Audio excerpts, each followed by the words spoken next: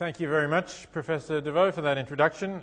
Thank you all of those who are involved with bringing me here. It's a great pleasure to be here on your beautiful campus and have a chance to talk to you about this topic. Now, why the ethics of what we eat? We haven't typically thought of food as an ethical issue, although it's certainly something that we've always done. So start off with this little cartoon about our existence, tracing back a few million years. We've always eaten, and we've always survived and reproduced, and that's how we've got where we are. But it's only relatively recently, you could say, that we've stood up and started to philosophize about what we eat, why we eat, what should we eat. And in fact, the idea that this is a central ethical question is still something that people typically do not accept. We think of a range of ethical issues. We've been looking at ethical issues, for example, in the presidential campaign. People have been trying to find things that people have done that may be unethical. They may involve financial corruption, taking money from people to influence your vote. We're familiar with that kind of lack of ethics. We're familiar with charges of lying, which is unethical. We're familiar with the idea that your sexual behavior is central to how ethical you are.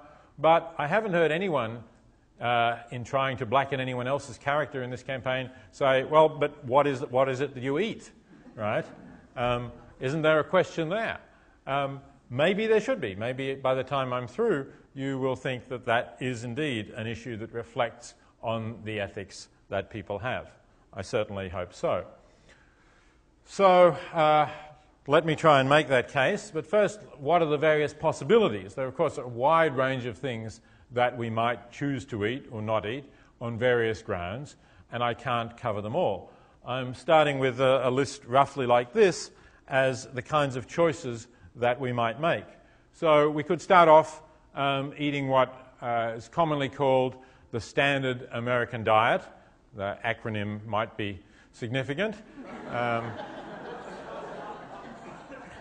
It's obviously it's a diet that's fairly heavy in animal products. It's also a diet that's mass-produced. And significantly, it's a diet that's inexpensive, which, of course, is a good thing. People have been trying through most of that evolutionary history just to get enough to eat. And there's no doubt that the American diet provides most Americans, virtually all Americans really, with enough to eat. So that's a good thing. But is there more to say? So then there are other options. There's the vegetarian option that's been around for quite a long time. People are familiar with that to a certain extent as to what you might avoid eating meat. We know people who have been vegetarians for centuries for a variety of reasons, religious, health reasons, and also relating to animals. The next category, the vegan diet, is something that probably 10 years ago most people would have said, what's that?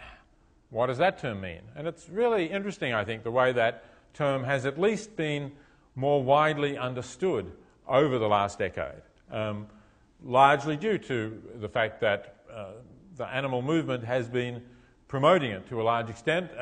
Also, some people are promoting it on health grounds as well. But so I think people now understand that a vegan is a person who doesn't eat any animal products and that it is possible to live that way. Of course, whether you should eat that way is another question entirely. And then we've had a large boom also in organic food production. So this has been the fastest growing section of agricultural production in the United States over the last few years. And there's clearly a question as to whether that's what we should be doing. Is that the direction we should be going in, making those choices? Also, quite recently, we've had a focus on the idea of eating locally. There's even a term for it now, the locavore, person who just eats stuff that comes within a certain distance, and the defining distance varies a little. Is it 100 miles? Is it 500 miles? People set different standards. But eating from your local area rather than more widely, is that a good thing to do? Why do people want to do that? Should they do that? And then, not very well known in this country as applied to food in general, but known for coffee and tea at least, is the fair trade movement. The idea that we should be eating products that are fairly traded, whatever that term might mean, and it has a specific definition. And in Europe, for example, there is a wide range of foods that have the fair trade label, much more widely available than in this country, although there's been some growth in it here as well. So I want to briefly look at all of those things, but I also want to make sure that I leave enough time for some questions and discussion at the end, so I might have to go fairly quickly over some things. But if I pass something that you think is important, well, just remember it and get in early at question time and you'll be able to raise it. Okay, so these are the issues that I want to focus on particularly. The animal issue, as Professor DeVos said, is something that I've written about for many years, looking at issues about how we ought to treat animals. I think that's important, and I'm going to start with that. The environmental question is something that we've paid more attention to recently, and we have been hearing about the global food crisis over the last few months in particular, and that's also something that we ought to look at. So, animals. The first important start, and I think it is obvious to most of us, but needs to be said, is that at least some non-human animals are conscious beings. By that I mean they have experiences. They are subjects of experiences. And in particular, of course, they can feel pain, they can suffer in other ways, or they can enjoy their lives. And if you want to know, say, well, how do we know that? This, very briefly, are the three major reasons. You can look at their nervous system, their anatomy, what physiologically changes in situations where they might be feeling pain. We can watch the way they behave. And we know that we come out of the same evolutionary past. It would be strange if we have evolved with a similar nervous system and a similar anatomy and similar behavior, and it doesn't work in the same way, that it somehow works in a completely different way. So when we put our hands into a fire, we pull them out because we feel pain. We watch an animal put its paw into a fire and it pulls it out quickly, and we know the same things go on in its nervous system, but somehow it's completely different. It's not feeling pain. That's not impossible, but it would be something that would need to be explained. So I'm going to take it as assumed, unless someone wishes to challenge me in question time, that there is pain in animals. They can feel pain and they are conscious beings. Now, that's not of all animals. I think it's fair to say that in this list, the case for saying that there is a capacity to feel pain and there is consciousness is in descending order of strength. So I would say that case is overwhelmingly strong for mammals and birds. In fact, I would say it's extremely strong also for vertebrates. When you get to invertebrates, you might want to be a bit more selective. You might want to say, well, some of them show behavior that makes it seem that they're conscious, but couldn't necessarily say that about all of them. Crustacea, for example, they have a quite different nervous system from us. Not a single, not centrally organized in a single brain in the way that ours is. Can we be sure that they feel pain? Well, maybe, not sure in the sense that we can be sure that birds and mammals feel pain. But perhaps we can still think it's quite probable that they feel pain. But if you get down to clams and oysters, the nervous system is so rudimentary and there isn't really the kind of behavior that you can see associated with pain in the other animals. Maybe you want to say no. Maybe you can say, look, I can't say it's impossible, I can't exclude it for sure, but seems unlikely that clams and oysters are capable of feeling pain. I don't know, a certain amount of agnosticism, but mostly what I'll be talking about anyway is about vertebrates. So I think the case is strong. Now, what is the ethics of how we ought to treat animals? What I've put up here is some traditional views looking at some of the great philosophers of the past and what they have said about how we ought to treat animals. And if you read these, you'll see that they are not very sympathetic to taking animal interests seriously. we get Aristotle saying that the whole of nature is a sort of a hierarchy in which the lower forms of life exist for the sake of the higher forms, and so the plants exist for animals and the brute beasts exist for the sake of man. What I left out here is that the barbarians exist for the sake of the more rational civilized beings, which Aristotle used to justify slavery. But it's all a hierarchy, and this is just part of the same hierarchy.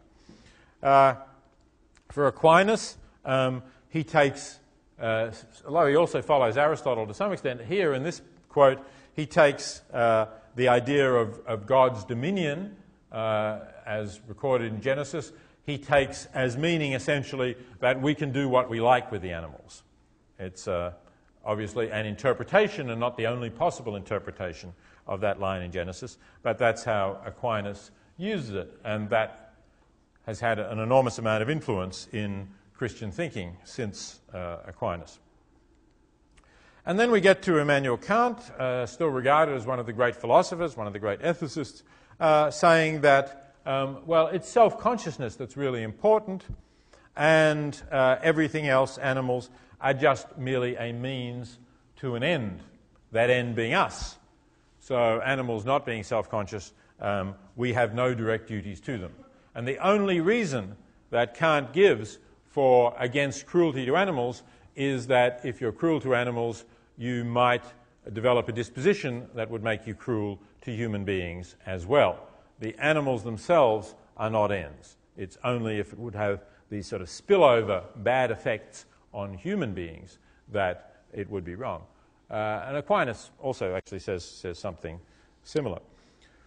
Not all Kantians, I should say, take this view. One of the leading modern Kantian philosophers, Professor Christine Korsgaard at Harvard, thinks that Kant has made a mistake here. Although she generally is a Kantian, she thinks that this particular argument is just wrong. You don't need self-consciousness to be an end, you just need consciousness. So that's the background, and I mention that because these are thinkers that have formed the Western tradition. So if we feel some resistance to some of the things that I want to go on and say, maybe it's because these ideas still have a pull over us, that we haven't really freed ourselves from ideas of the past. But they're not the mainstream view today. This is much more like the mainstream view, that we do have some duties to animals. It's not that we have no duties to them. We have duties to be kind to them and to avoid being cruel to them. And we condemn cruelty in various forms. And this means that their interests count, but they're also easily overridden. And they're overridden by our own interests in various ways. For example, and this is the most important example that I'll focus on, for example, in producing that inexpensive food that I mentioned at the beginning, cheaply producing meat or eggs. Well, here's one question. If we take that mainstream view, is modern farming compatible with it? The way we actually treat animals. So is there, even without going into a different philosophical approach to animals, is there a problem with the way we treat animals? A lot of people wouldn't really know how to answer that question because they don't actually know very much about how we treat animals today. And here's a quote not from anyone working for People for the Ethical Treatment of Animals or any radical animal rights group, but someone who's a professor of animal science at Oregon State University, who basically spends his living teaching people who are interested in animal agriculture and in some way or other likely to have careers either raising animals or working in some way with animals that are being used in agriculture. And yet Professor Cheek says that most people don't really know how animals are treated, and if they did, then, as he says, some, perhaps many of them, would swear off eating chicken and perhaps all meat. So there is a question about the ethics of our food system already raised there, even before we go into details. Is there something wrong with a society which doesn't really know how its most common foods are produced. Shouldn't we at least know that? Don't we have a responsibility to be aware of how our food is produced so that we can decide whether or not there is an ethical question that's raised about it? And Professor Cheek agrees with that. He thinks that transparency is an ethical indicator and is troubled by the lack of it in the industry and in the United States today. And that's not an accident. I mean, it is actually quite difficult to get inside these places. It's particularly difficult to get inside with TV cameras if you do it in an open, legitimate way. I've had television programs saying that they would like to interview me on some topic about animals, and they said, look, we'd actually think it'd be interesting if we interviewed you with an animal.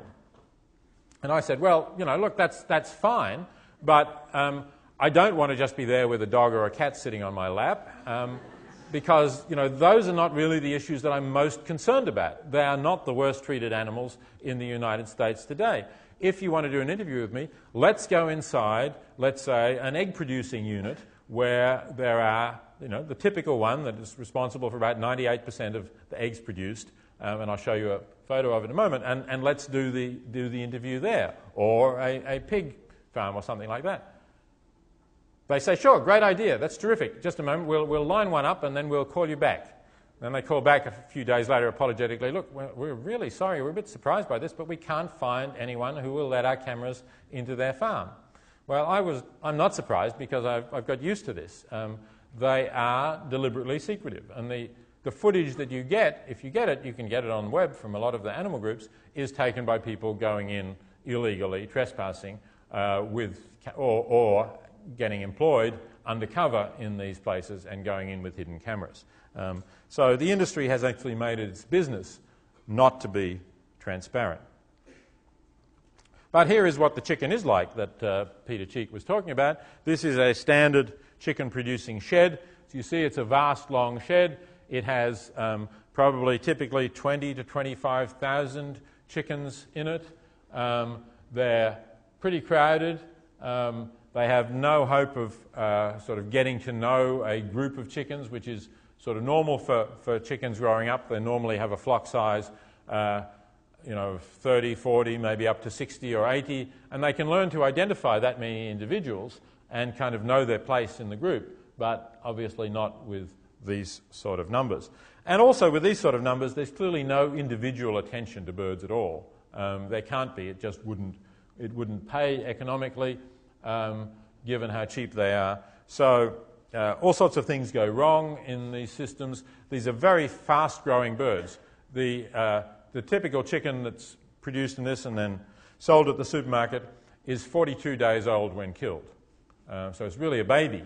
But it's a very big baby because we've selected these birds over many, many generations to grow very, very fast. And that's the economics of it. That's the cheapest way to produce them. But one of the results is that their bones are still immature. And they grow to this weight that whatever it is when you buy them, 4 to 5 pounds, and their legs often can't actually hold them, and their legs may crumple under them, and they may just collapse onto the floor, unable to walk. Now, if that happens when they're far away from these, the lines are the feeding pipes that carry food and water. If that happens when they're far away from the feed and they can't get water, they're just going to die of thirst. And nobody is going to come through and say, oh, there's a sick bird, I better do something about that. Not even, I better pick it up and wring its neck. Generally speaking, they'll go through and pick up the corpses every now and again, because otherwise they decay and they get maggoty and so on. But mostly they are there until they're dead. There's another shot of the same sort of thing, more from the bird's eye level. And the same sort of thing happens to turkeys. We're not that far from Thanksgiving, so you might like to think about what sort of turkey you're getting. This is, again, the vast majority of turkeys are produced in the same indoor sheds as the chickens are. There's one interesting difference. We've bred turkeys to have such large breasts that they are now physically unable to mate, the typical turkey that is sold in supermarkets. So every turkey that not every turkey, because there are a few places that have heritage breeds that they run around and they can still mate, but let's say 99% of the turkeys that Americans eat at Thanksgiving are the result of artificial insemination, which means that there are people whose job it is throughout the week to masturbate male turkeys and collect the semen, and there are generally other people whose job it is to take the females, put them in an uncomfortable position where it's possible to inject the semen into them, and do that all day with thousands of birds, where the more birds they get through, obviously, in a day, the more economical it is, but that's not showing any consideration for the birds. So there's a topic to bring up next Thanksgiving dinner. Okay, let's move on to pigs. This is a typical sow stall. This is a pregnant sow. She's the mother of the pigs who are sold for the prime pork or ham or bacon at market. She's basically a breeding machine. She's only profitable as long as she's pregnant, and very briefly when she's feeding her piglets.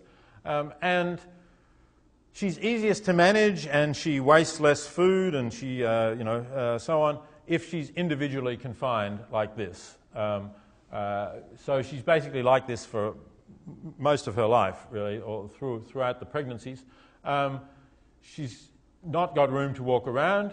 She's on bare concrete, because if you provided her with straw, she'd be more comfortable, but you would have to replace the straw every now and again. It would get filthy. That takes labour and costs money. You don't need to do it. She'll still survive like this, and you can just hose down the concrete. These are veal calves. More people, I guess, have heard of the intensive veal raising, and there has been something of a move to boycott veal as a result. They're also individually stalled, unable to walk around, because that produces the pale, tender flesh, again, most easily and cheaply in those conditions. So they're like this from basically the day or the day after they're born, when they're taken from their mothers, until they're taken to slaughter at about 14 weeks of age. This is a bit out of order, sorry. There's another shot of the sows in a different system. This time they have metal slats to lie on rather than concrete, but you can see more clearly here how crowded they are, how they can't even get their legs into their own stall. They stick out, as in this one, they stick out into their neighbour. And this is the farrowing crate, so-called, when the sow gives birth. She's also confined. Again, you could give her straw and she would make a kind of nest. Sows have an instinct to build a nest. They start doing that normally a couple of days before they give birth. But that would cost more. You would need more space for them. This is an alternative that holds the sow so that she can't roll over and crush her piglets. And again, you can see this time, rather than being a breeding machine, she's a milking machine for the piglets. She normally, would be sort of curling around and holding them to her in ways that mammals do with their children, but she's not able to do that on this system. And these are the children when they're grown a bit bigger. They do have a little more room to move around, but they're still extremely crowded, and it's a very stultifying, boring environment for a highly intelligent, inquisitive kind of animal. And I mentioned the egg producers. This is a fairly typical egg unit. Birds are in cages. They're stacked up on top of each other. They have very little room to move around. I think I have another one there that shows how crowded they are. The eggs are collected automatically. It's a labour-saving device as much as anything, because the eggs can all be collected automatically. They sort of roll. The cages have sloping floors. They roll down to the front and can be collected from the front there. So, what are we to say about this from an ethical perspective? Well, here's a simple argument that as I said, I think is pretty much within the mainstream viewpoint, the view that we shouldn't be cruel to animals. It seems that, you could take from the idea that we shouldn't be cruel to animals that it's wrong to cause pain to animals without a good enough reason. And yet, I think it's clear that they do suffer in these forms of production that I just showed you. And we can discuss that again in question time, but I think there's a lot of evidence. It's not just a sort of emotive response to the pictures you've seen or even to being in those places. There is a lot of evidence that they're suffering. It's not necessary. I'll show you more about that before. We can certainly nourish ourselves in other ways. So what is it why are we doing it? Well, we enjoy the way meat tastes, I suppose, and this is the cheapest way to produce it. But I don't think enjoyment of the taste is a good enough reason to justify the amount of suffering that the animals endure. If enjoyment is a good enough reason to justify making animals suffering, then why were we so hard on Michael Vick, the quarterback who was convicted of dogfighting? After all, no doubt the fans who go to dogfights enjoy the dogfights. There might be lots of fans and only a few dogs who suffer.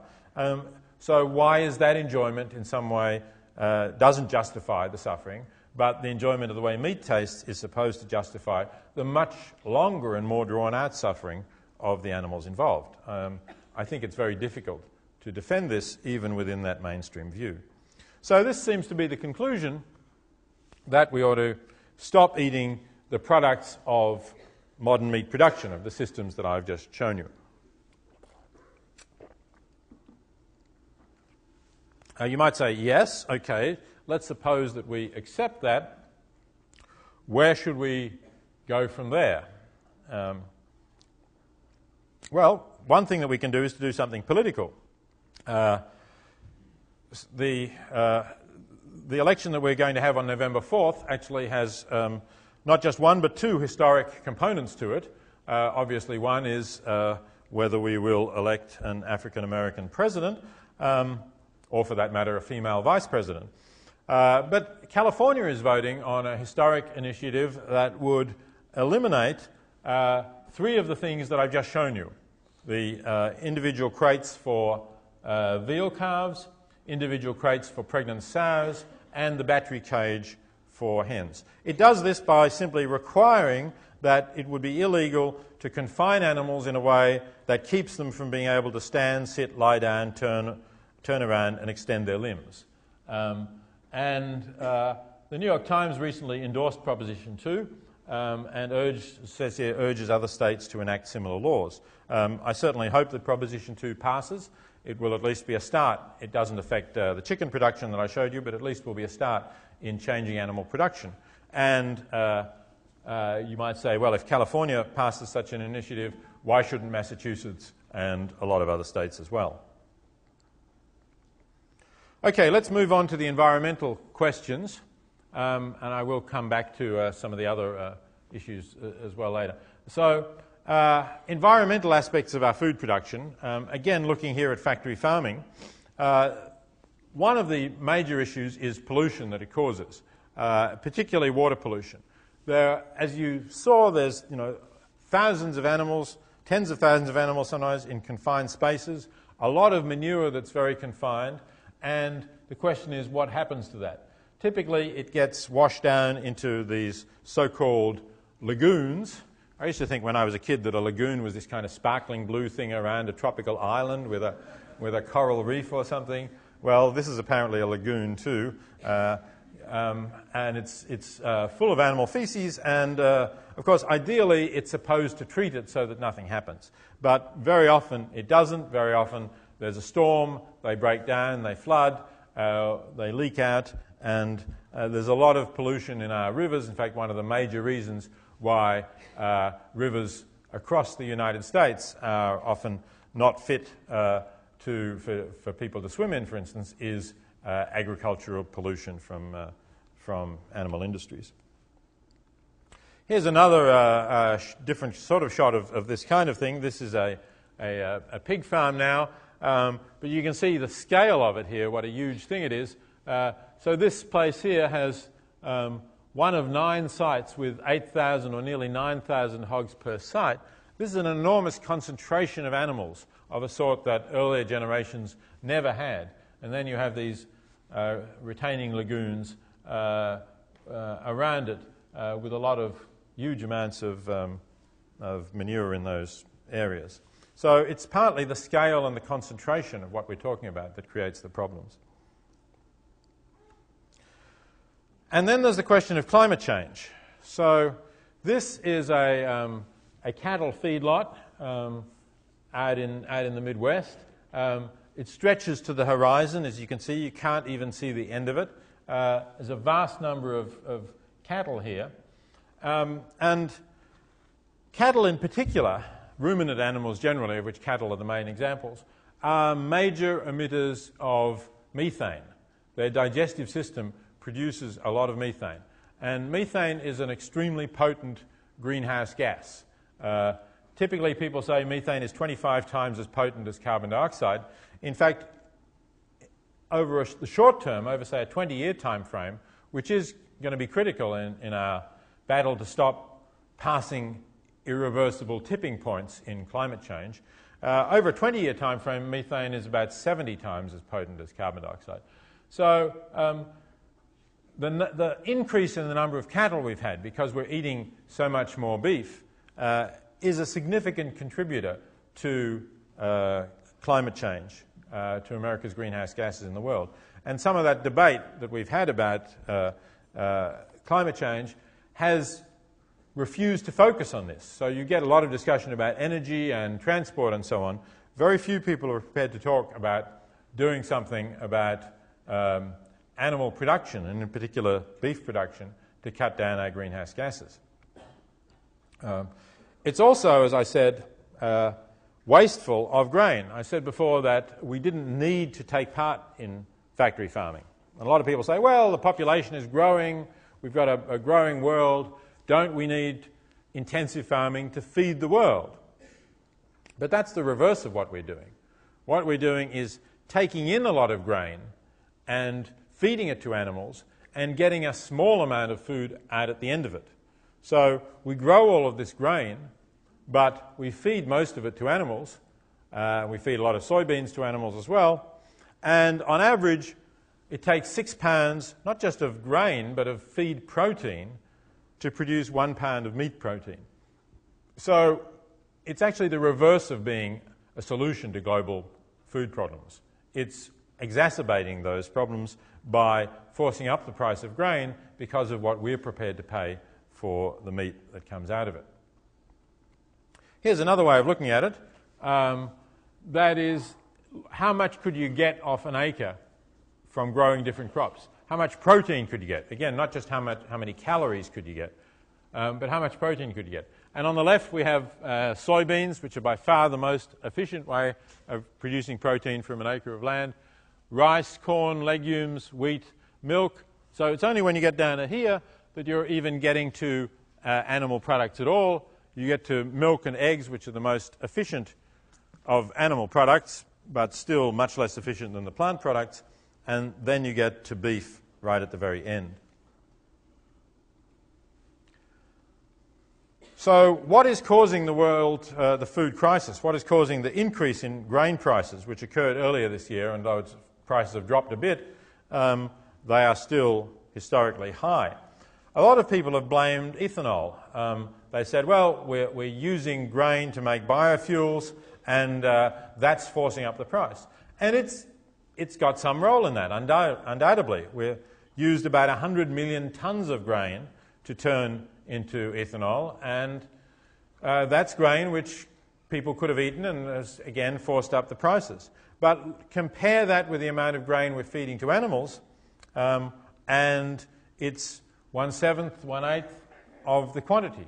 So the grain we're feeding to animals is a bigger contributing factor in pushing up the price of grains, and particularly as the Chinese follow our example, as they've become more prosperous and they eat more meat and they copy our styles of raising animals, then they also demand grain for the animals that they're raising, and the price goes up. And I think it's clear that it's simply not possible for everyone in the world to eat the quantities of animal products that we're eating. There just wouldn't be enough agricultural land to produce the quantities of grain and soybeans that would be needed to feed to those animals in order to produce that quantity of meat.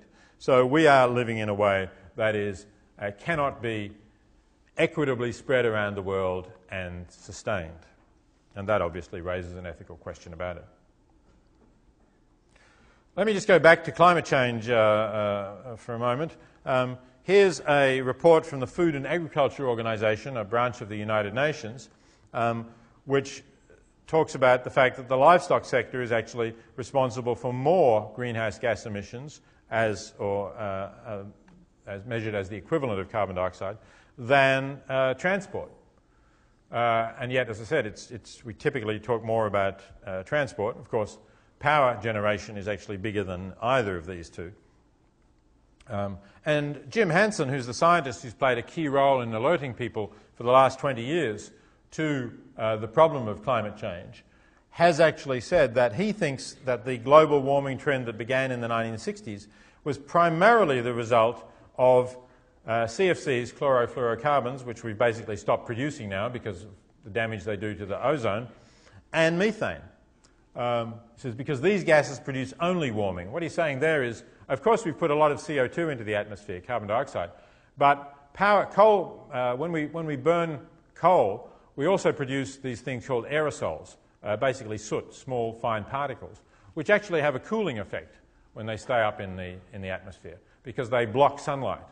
And so he thinks that although in the long run we certainly have to deal with the carbon dioxide from coal fuel powered stations, probably the actual rising trend has come much more from methane and CFCs because there's no aerosols attached, and that's why they're like more pure influence on warming. And conversely, if we cut them, we could slow the warming much more rapidly than if we cut electricity generation from coal-fired power plants, because then we'd cut the aerosols as well, and that would have a dual effect.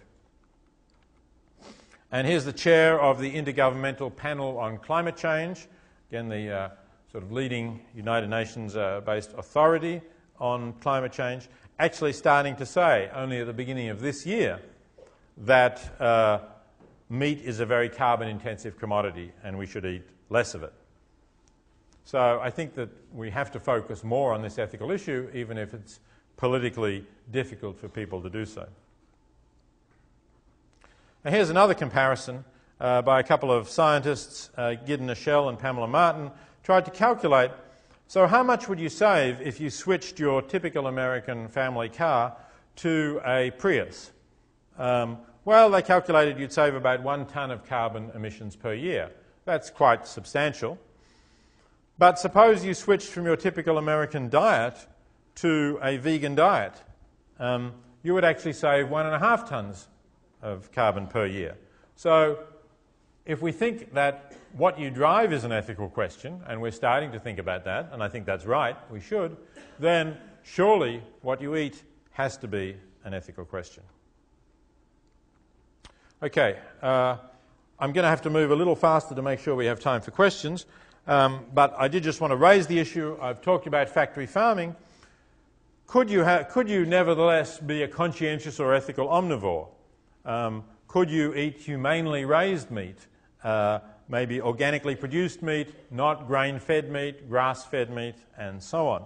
Roger Scruton, who's a conservative British philosopher, thinks that you can, thinks that as long as they're well raised, as long as they have good lives, as he says down the bottom here, when all duties of care are fulfilled and the demands of sympathy and piety, he thinks we should have respect for our fellow creatures, are respected. He thinks killing them painlessly is not in itself tragic. And after all, they wouldn't have existed without us. Now, I think that that's at least a tenable kind of view. I think it's at least a view that you could respectably put forward. I'm not going to dismiss that. I think that the defense of what I've been talking about previously, of factory farming, really there is no possible reasonable defense of it. But if somebody says, look, I just would find it very hard to live without meat, but I'm really going to try and follow this view, find animals who have had good lives and have been painlessly killed, and where the environmental impact is as low as possible because they've been grass-fed. That still doesn't solve the methane problem for cattle and sheep, by the way. But if you could do that, Well, I think you'd at least have made a big step forward. I'm not going to say that that's entirely the right thing to do, but I think it's an important step away from the worst cruelties. And given where we are in this country now, given that our food production, animal food production, is still dominated by factory farming, I think it is a good thing if people make that switch. And if that's as far as they're prepared to go, we should at least give them credit for having taken an important step. So here's an example from not far from Princeton in New Jersey, very different from the feedlots that you saw. Note that the calves are still with their mothers here. They're growing up together, and it is a sustainable organic farm. And there's an egg production system, which again is very different from what I showed you before. Eggs are somewhat more expensive, of course. There's not so labour-saving. A bit of land is needed, but for a hen, that's a good life for a hen. Now, it's true that they're not going to live long lives. Once their rate of laying drops off, they're going to get killed. But still, while they're there, I think they're able to live a life that satisfies their natural instincts in the way that the battery hens certainly were not. Okay, briefly on organic food. I think there are strong ethical reasons for preferring organic food. It is sustainable in the long term. It's less energy intensive. It doesn't use synthetic fertilizers, herbicides and pesticides. And that's better for the environment. It's better for biodiversity and doesn't cause the same pollution problems. Organic standards in this country do not allow genetically modified plants or animals. That's actually controversial as to whether that's a good or a bad thing. It might put organic farming under a disadvantage as, for example, pest-resistant genetically modified plants are available and may be more difficult to avoid using pesticides without those modifications. But there's a debate about GM foods both for health reasons and for environmental reasons. And if you want to raise that question in discussion, we can do so. No antibiotics, steroids or hormones. That's good for your health, I think. Probably also good for the environment because it's been shown that steroids, for example, which are routinely fed to standard beef cattle, I mean, all of those cattle in the feedlot picture you saw would have had steroids implanted to make them put on muscle, in other words, the desirable meat, more rapidly. It's been shown that that gets into streams nearby. The animals urinate, the steroids come out in their urine, it may be washed off the feedlot or it may collect in those lagoons that leak. It gets into the rivers and it's been shown to affect fish in the rivers and may well affect other animals that take water from the river, conceivably even us. As I said, in theory, according to organic farming standards, animals must be able to go outside during suitable weather. But it doesn't always work that way. This is one of the largest organic dairies in the country, Aurora Dairy in Colorado, not far from Denver.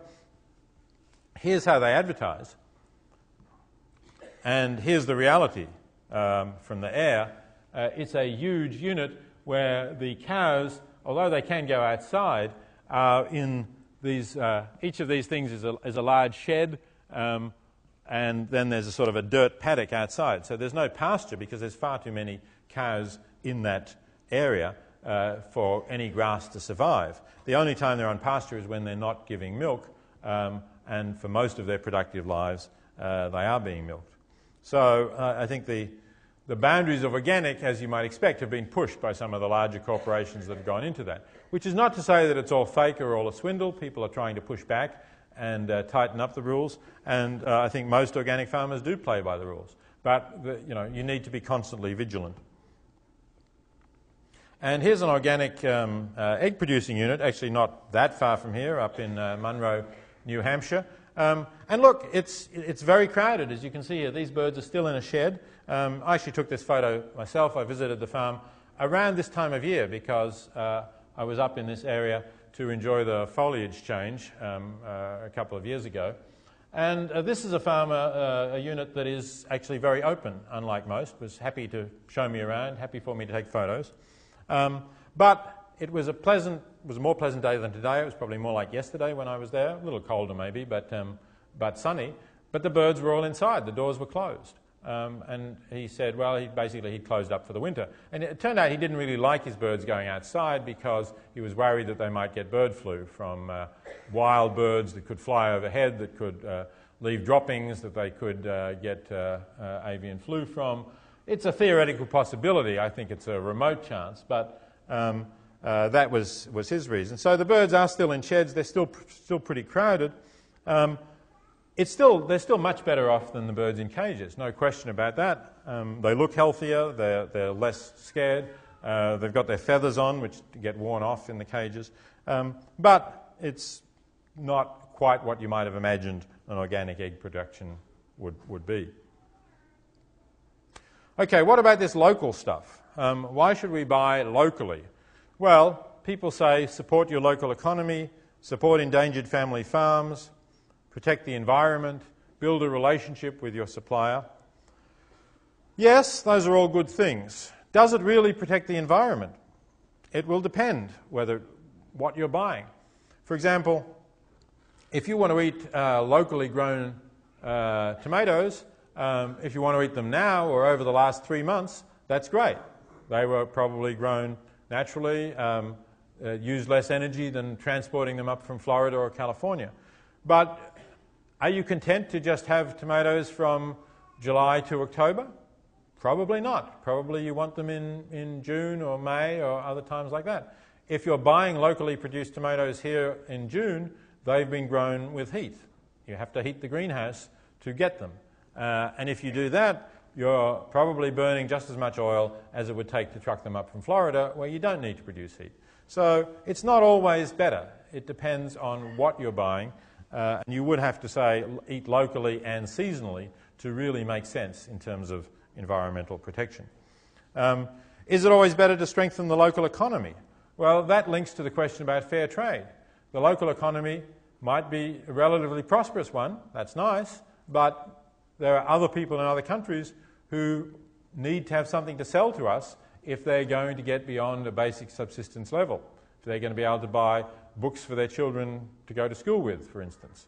Are we favouring our own, those close to us, at the cost of those who maybe are in greater need?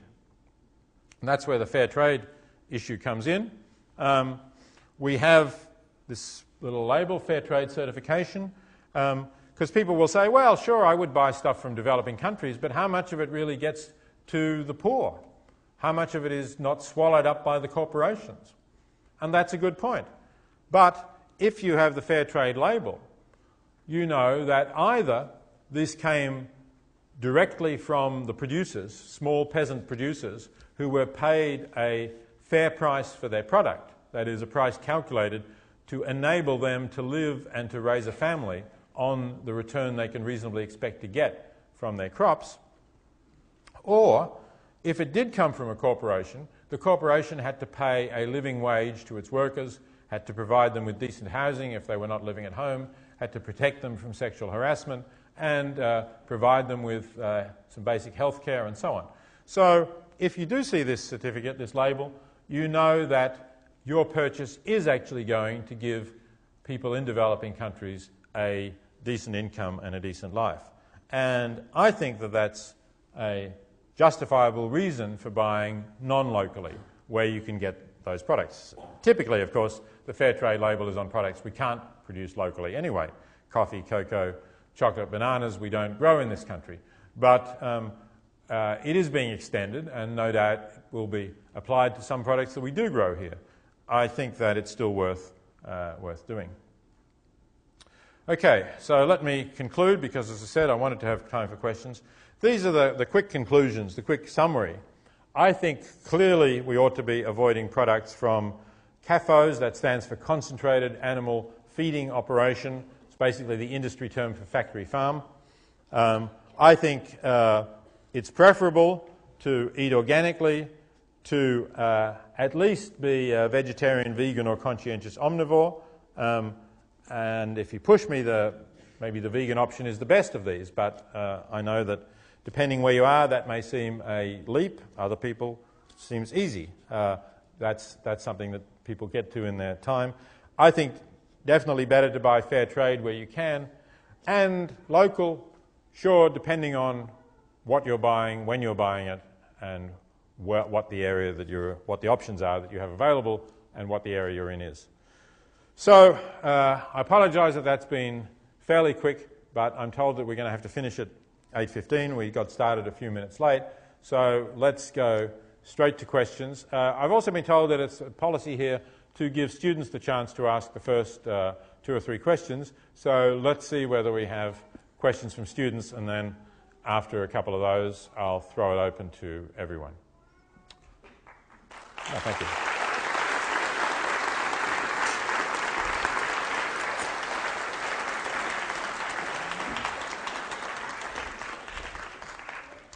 Okay, do we have any students?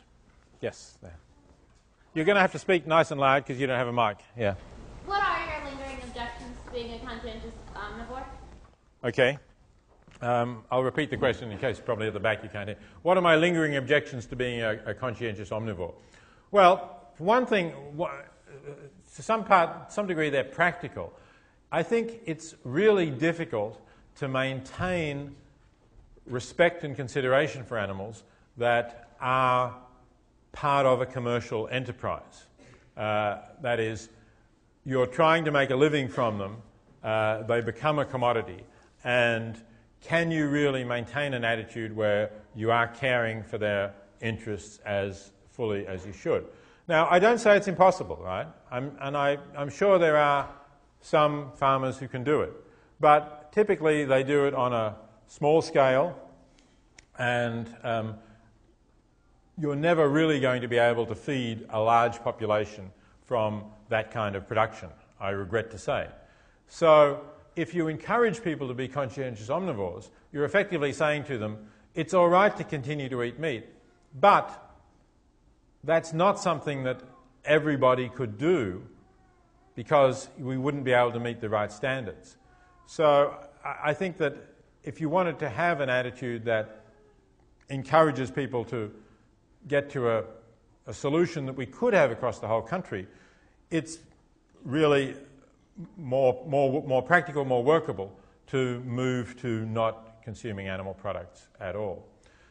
Now, that perhaps doesn't go to the philosophical, the deep philosophical question is it wrong to kill animals that are living a good life? And Roger Scruton would say, well, it's not wrong if they wouldn't have existed otherwise, right? So you say, look, if somebody says it's wrong to kill these animals, then the farmer says, well, if I can't kill them, I've got no reason to breed them. I have to convert my farm to something else because I can't make a living from it. So it's kind of trying to balance killing but giving them a happy life with them not existing at all. And that is one of those strange philosophical questions where you say, well, how can you compare non-existence with existence? It's a bit like, we can ask the same question about humans. Is it if a couple are thinking about having a child, they're not sure whether they really want to have a child just from themselves, but they're comfortably off, they could give the child a good home, and they're living in a country like the United States where most people can have a good life. And somebody said, look, you ought to have a child because the child will have a happy life. And if you're indifferent, that should be enough to swing the decision for you. And that seems a little strange, isn't it? For the child's sake? But if we don't have a child, the child won't exist, the child won't miss out. So that's the kind of question that is going on when you say it's okay to kill the animals because otherwise you wouldn't have brought them into existence. And I think, I don't say that in a way of saying that it's just stupid or impossible to run that argument. I just think that it's a difficult sort of argument to run, and you really have to follow through those kinds of ramifications. So that's where the philosophical discussion would go. But I think in practical terms, I say there are more immediate objections. Okay, we have another question from a student? Yes, there. Thanks for this whole game. This is beautiful. My question is that since we convert from those mass production to organic food, isn't that the huge demand will eventually lead to mass production in organic food, and then it's going to be again these huge farms with treating animals badly? isn't going to lead that way. How are we going to balance it? Okay, so the question is, how are we going to balance, if organic continues to grow more popular as it has been, how are we going to balance that with the idea that then we'll have mass production of organics, large corporations, huge numbers of animals on site, and so on? I think if we really can enforce proper organic laws, and not have the kind of dairy that I showed you, we can still have a system that's substantially better than the present one. Because if we require that animals are on pasture, for instance, you can't maintain pasture if you have a dense concentration of animals, whether it's chickens or cows or whatever. There's just too many, they kill all the grass. So if you really had that standard, you're going to have to spread them out. You'll have to use more land, of course, to produce it, but you'll have to spread them out, and then you won't have the same problems of concentration of manure and so on. But I think the standards do get pushed a little bit, and that's what you have to worry about. Otherwise, yes, we could end up with a kind of industrial organic which doesn't use the pesticides and herbicides and so on, and that's good, that's certainly some advantage, but is still going to give rise to many of the problems, not all of the problems, that we have with corporate farming. The back there? What do you think is the most effective way to get people to change their habits, especially in regards to perhaps people who can't afford to buy organic or fair trade? Right. Well, so the question is, well, how can you get people to change their habits, especially those who can't afford to buy organic or fair trade? It's true that those products are a bit more expensive. This is the other side of the question that I just answered, is if you do get large-scale organic, it gets cheaper. And when Walmart goes into organic, although it may push the limits, it does, it's cheaper than buying them at Whole Foods, no question. So the difference can shrink. Organic can come close to competing in some areas, not in all foods, but in some areas it can come close to competing on price. Although it's true that we've made things like chicken and eggs very cheap, a vegan diet can also be very inexpensive if you know how to do it. If you buy dry foods, for example, dry pulses, lentils and beans and so on, are a very inexpensive form of protein, and dry grains are too. So if people know a little bit more about how to cook, how to prepare tasty meals from those foods, I think that can work. But it's a difficult question. One of the problems, I think, is to get the intensive farmers to pay the full price of what they're doing. And one of the reasons that food is so cheap is they're not paying the full price. They're not paying for the pollution that they put out, for instance. They're not paying for the greenhouse gases. We've been talking about cap and trade system for greenhouse gases. If that included all the emissions from agriculture, then that would be a factor that would make the factory farmers have to contribute more. So in a way, they're getting away with things too cheaply. And I think that if we can do that, then we'll change that price gap, and more people will shift to an ethically better and more sustainable way of eating. Okay, I'll take one more student. That'll be you, and then we'll open it up to others as well.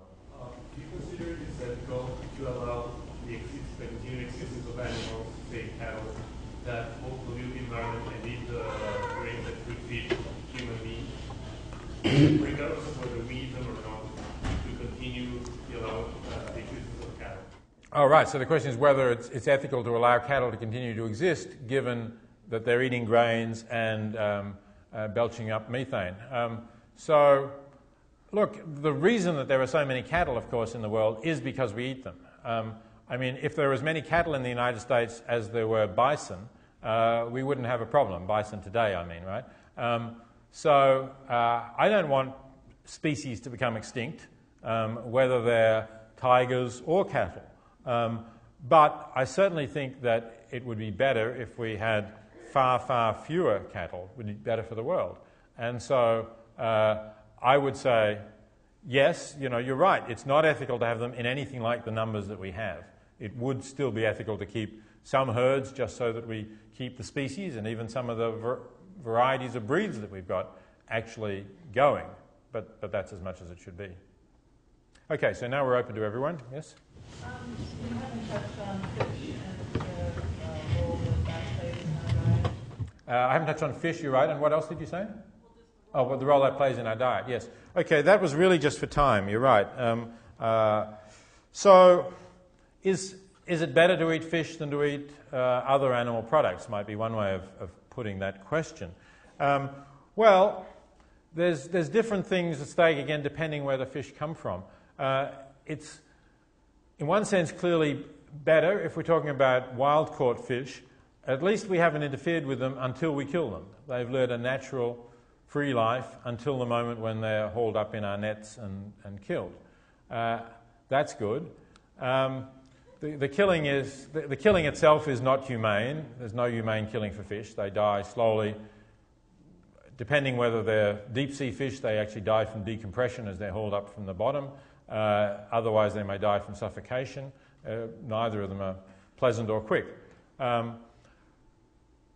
The other issue is sustainability. I mean, we've fished out a lot of the stocks of the oceans, and I think the only, even if you think that it's okay to eat fish, the only wild-caught fish that you ought to eat would be those from a sustainable fishery. There's something called the Marine Stewardship Council, which certifies fisheries, and if you buy fish that comes from those certified fisheries, at least it's sustainable. You're not wiping out fish stocks as we've been doing for the last century or more.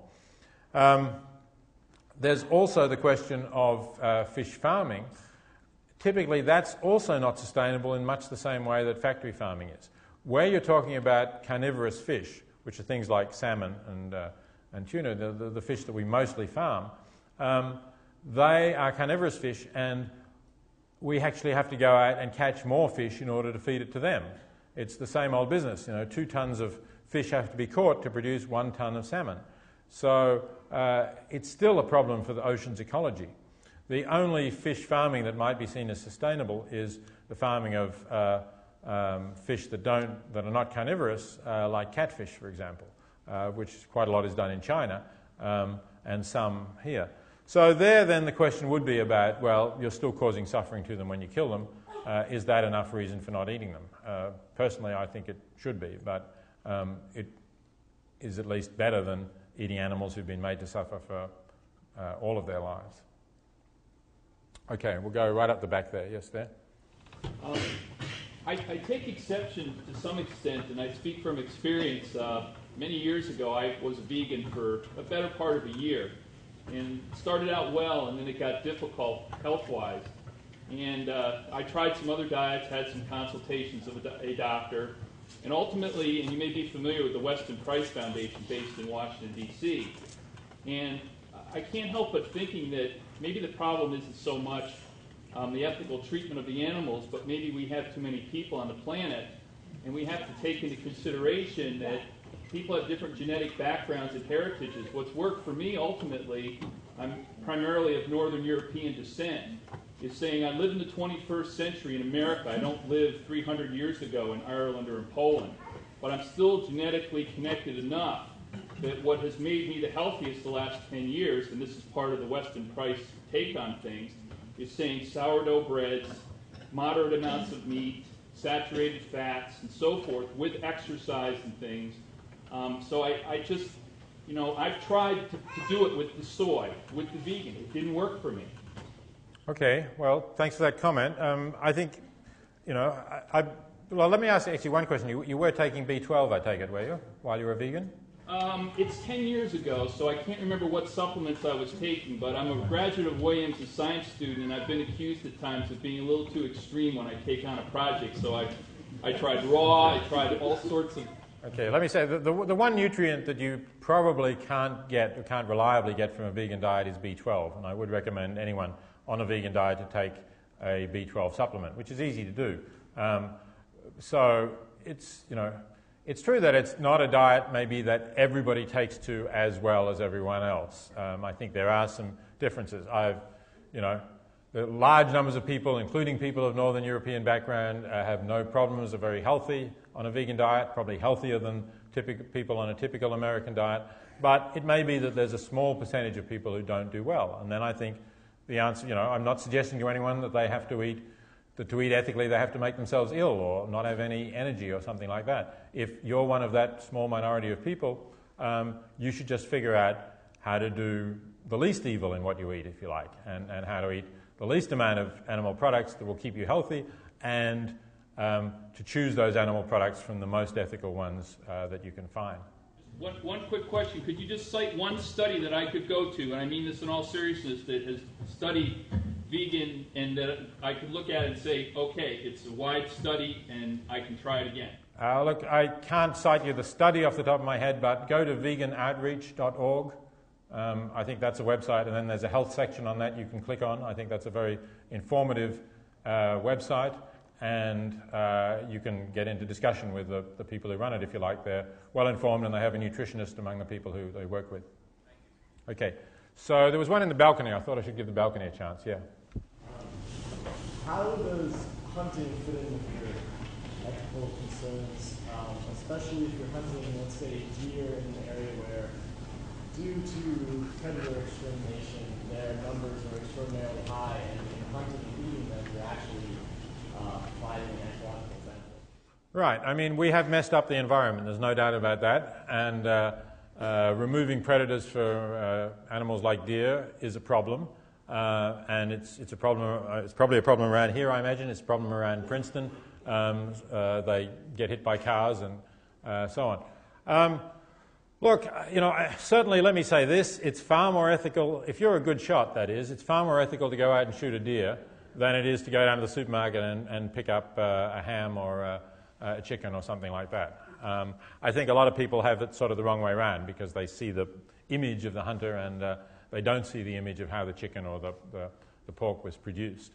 I would rather see other methods of controlling deer. I would rather see, as we control, somebody said before, the problem is our population. I actually agree with that too. And we control our population not by randomly shooting people, but by encouraging people to use fertility control. I think we can do that. We could do that for animals. We need a bit of science to tell us how to do it. But that would be ideal. But admittedly, we don't have it at the moment. And there can be cases where animals the numbers need to be controlled. And if we don't have better techniques, the best technique is to get somebody who is really an expert marksman to shoot them, with a single bullet so that they don't know what's going on. The problem with hunting, of course, is a lot of people are not so expert. You get wounded animals and suffering animals. So I'm not actually going to defend hunting, but I can recognize that there are cases where killing may not be the greatest evil that you could do. How about around this side of the room now? Yes, go over there. You've argued that animals are conscious, and most of your evidence supports the fact that factory farming makes their conscious lives unpleasant. What is it, though, about consciousness that makes the lives of animals ethically relevant? Well, I'd say it's exactly the same as what makes our lives ethically relevant. It's the idea that you could put yourself in their position and know that you wouldn't like this. So that's the golden rule in a way, which is something that's in many different civilizations and cultures. The idea of saying that put yourself in the position of the other and see how you would like it. So we can do that with each other and know that something is wrong that way. We can do that with a pig or a chicken because they're conscious. It's more difficult, of course, to know exactly what they're feeling, but we can know that some things, they're looking frustrated, thwarted, they wouldn't like. On the other hand, there's other things like your cabbage that I think you can't do that. You can't say, well, what's it like to be a cabbage being chopped up for a salad? Well, it's not like anything because a cabbage, I assume, is not conscious, does not have any experiences. So it doesn't have any kind of negative consciousness. That's why consciousness is relevant. Down the front there, yeah. One of the environmental arguments for buying locally is avoiding the carbon emissions from transportation. How would you weigh that versus the benefits of fair trade, if that means buying something that comes from another country? Okay. So I agree, it's important to avoid carbon emissions. But a big question here is, how was this product moved to where you are? Okay. If you're buying grapes that were flown in from Chile, say, then there's a lot of carbon emissions involved in flying a product like that, especially a product that's not a particularly light one. If, on the other hand, you're buying rice that was shipped from Bangladesh, perhaps, well, shipping is very efficient in terms of fossil fuels. You can take a lot of rice on a single ship. So you divide it up per pound of rice, and it doesn't make that much difference. So I would say, if you could get fair trade rice from somewhere where it's... And I mentioned Bangladesh because it's actually very efficiently grown, because they have a lot of water coming down the rivers and they have natural irrigation. They don't have to sort of pump it up like you do in California, where American rice is grown with much more energy usage. You're probably doing better. If you live in Los Angeles, say, you probably actually have fewer greenhouse emissions if you buy rice shipped in from Asia than if you buy rice from California. But if the stuff is flown in, it's completely different. And trucking is about halfway between. So you really need to try and work it out in terms of how it got there. How are we going for time? We're going to take one last question. I'll take it from right down the front there. It seems to me that right now, if I were to buy the thing with ethics and we would have a surplus amount of grain, what's the most ethical way then to deal with the surplus amount of grain, in the sense that how would it affect our farmers and how would it affect the global community with this surplus? Because traditionally, grain has had a huge impact on the global economy. Yes. Yes, right. So if we stopped eating meat, it's quite true that at the moment we would have, if we stopped like right now, we would have a huge surplus of grain. And that would be pretty disruptive if it really happened suddenly. I mean, gosh, we should be getting used to economic disruption, but I suppose we don't need to have a lot more of it. But, realistically, it's not going to happen overnight. It's like the question I sometimes get asked, well, what would happen to all those cattle? You're just going to let them go? Or let alone the chickens? My God, all this. Open up all the sheds, millions of chickens running around the countryside. Obviously, what's going to happen is people, I hope, will slowly move to more ethical and more sustainable ways of eating. So gradually, the markets for these products will be reduced. People won't breed so many animals, and they won't grow so much in the way of crops. Now, what will happen to grain prices and soybean prices is that they will fall. That initially will, of course, be good for people who are poor, because they will have cheaper bread or cheaper soybeans, and will be able to nourish themselves better. The market will adjust and people will grow less of this.